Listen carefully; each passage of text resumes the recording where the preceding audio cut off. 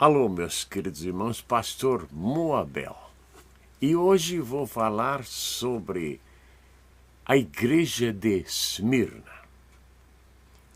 que está em Apocalipse capítulo 2, a partir do versículo 8, que diz: E ao anjo da igreja que está em Esmirna escreve: Isto diz o primeiro e o último, que foi morto e reviveu. Eu sei as tuas obras, e tribulação, e pobreza, mas tu és rico, e a blasfêmia dos que se dizem judeus e não são, mas são a sinagoga de Satanás. Nada temas das coisas que hás de padecer, eis que o diabo lançará alguns de vós na prisão, para que sejais tentados, e tereis uma tribulação de 10 dias. Sê fiel até a morte, e dar-te-ei a coroa da vida. Quem tem ouvidos, ouça o que o Espírito diz às igrejas. Ao que vencer, não receberá o dano da segunda morte. Palavra de Deus. Meus queridos irmãos, o Senhor Jesus Cristo queria falar à igreja. E João era um apóstolo que servia a Deus, andou com Jesus, ele tinha intimidade com o Mestre. E o imperador, com medo, encerrou João na ilha de Patmos, um lugar deserto, onde só havia criminosos. E lá Jesus Cristo apareceu a João e pediu que ele escrevesse 7 cartas às 7 igrejas. A primeira foi Éfeso e a segunda foi Esmirna, que agora estou falando sobre ela. Esmirna significa mirra e tinha a função de perfume e era também para ungir cadáveres. Esmirna era um cheiro suave.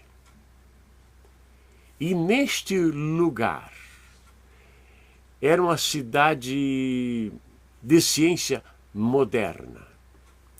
E era o principal porto da Ásia, que ficava em Esmirna. Era uma das cidades mais leais a Roma. Era considerada a cidade mais bela da Ásia, chamada de Coroa da Ásia, e considerada rival de Éfeso, que também era uma grande cidade. E nesta igreja, neste local, nesta cidade, havia a igreja de Esmirna, a igreja do Senhor Jesus Cristo. E foi uma cidade que enfrentou a morte. Foi reconstruída no ano 600 a.C.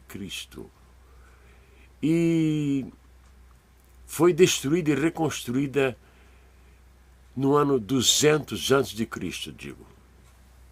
A outra era depois de Cristo. Então, uma coisa muito interessante.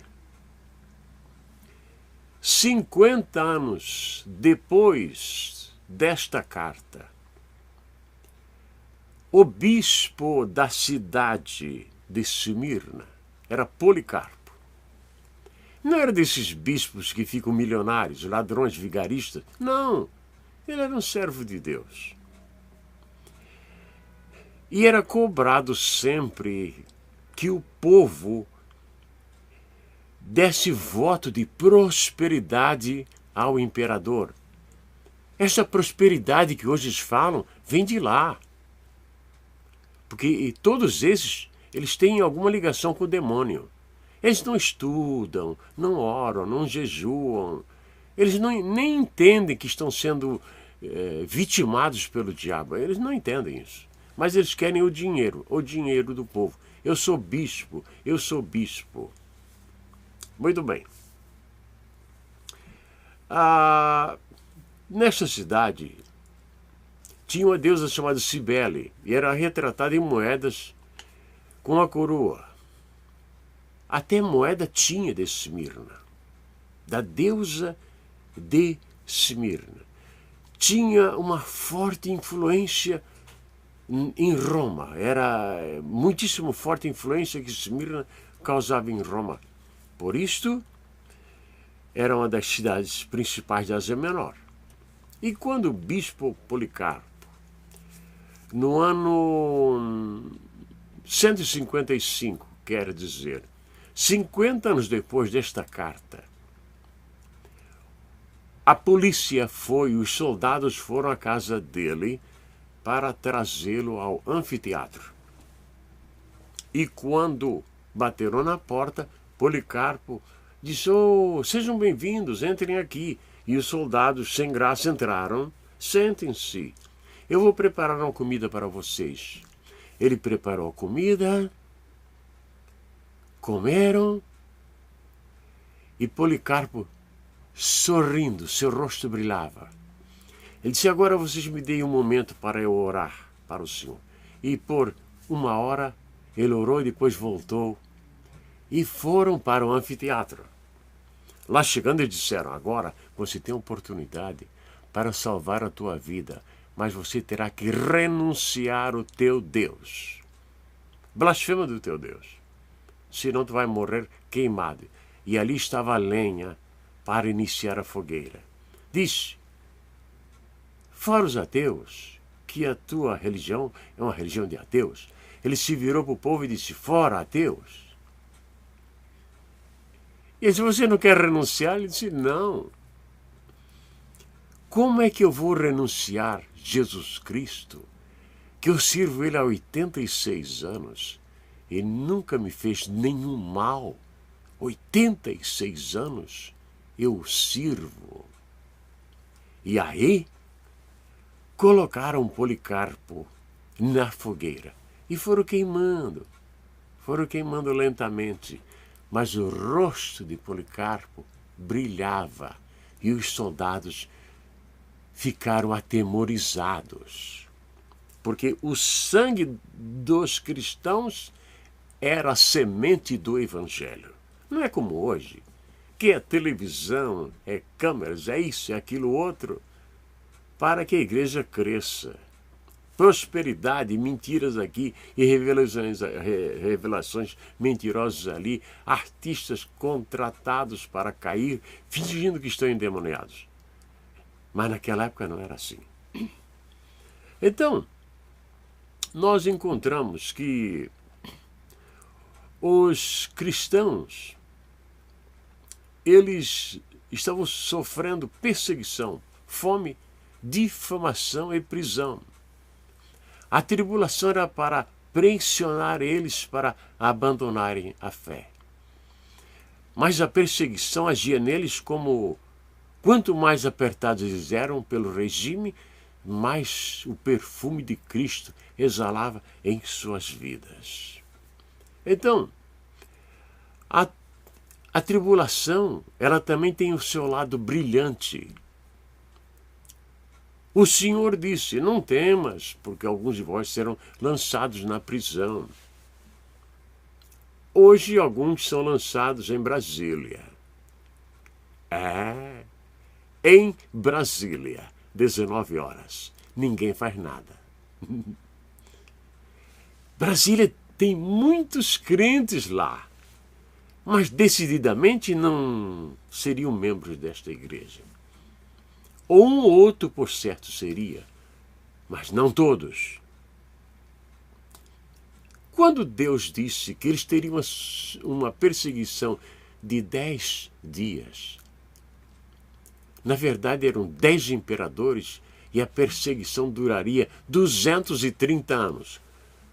Quanta gente nasceu e quanta gente morreu em 230 anos e não viram a liberdade, mas não abandonaram a Jesus. Então, havia alguma acusação contra os crentes, havia imoralidade, havia divisões de famílias, havia ateísmo, até canibalismo se fala que havia em muitos lugares, incesto e deslealdade a César. Na verdade, muitas destas coisas eram calúnias feitas pelo Império Romano para que eles fossem destruídos. Mas eles foram produzindo um cheiro suave e foram produzindo cheiro suave até que tudo se encerrou. Hoje, a igreja de Esmirna não existe mais. Seus membros estão na eternidade, esperando o arrebatamento da igreja para terem seus corpos transformados. Devemos ouvir a voz do Espírito Santo, porque nem a morte nos afastará do amor de Cristo.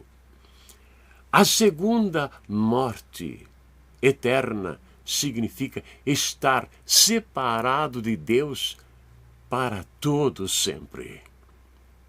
Se hoje não existe crentes mais naquela cidade desta igreja, esta igreja triunfante foi vitimada pela perseguição e está esperando o arrebatamento da igreja, então todos nós estaremos com o Senhor e encontraremos o bispo Policarpo com o seu sorriso brilhante.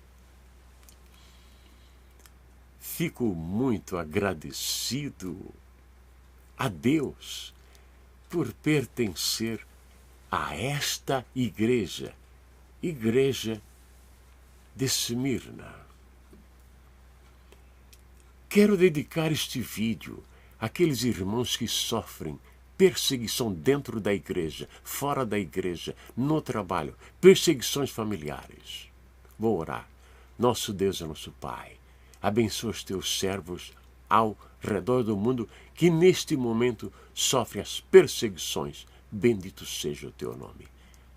Amém e amém. A minha felicidade é muito grande em servir ao Senhor. Que Deus vos abençoe hoje e sempre. Amém. Na sua graça e misericórdia.